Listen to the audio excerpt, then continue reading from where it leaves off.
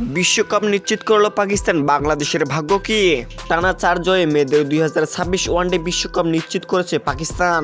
ঘরের মাঠে অনুষ্ঠিত বিশ্বকাপ বাছাই পর্বে থাইল্যান্ড নারী দলকে 87 রানের বড় ব্যবধানে হারিয়েছে। এক ম্যাচ হাতে রেখে বিশ্বকাপের মূল পর্বে উঠে গেল পাকিস্তান। আর বাকি একটি স্পট সেই জায়গা পূরণে এগিয়ে রয়েছে বাংলাদেশ নারী দল। তবে তাদের সামনে কিছু সমীকরণ রয়েছে। বাংলাদেশের সামনে আজকের ম্যাচ জিতলে বিশ্বকাপ নিশ্চিত করার সুযোগ ছিল, কিন্তু ওয়েস্ট ইন্ডিজের বিপক্ষে হেরে তারা সেই সুযোগ হারিয়েছে।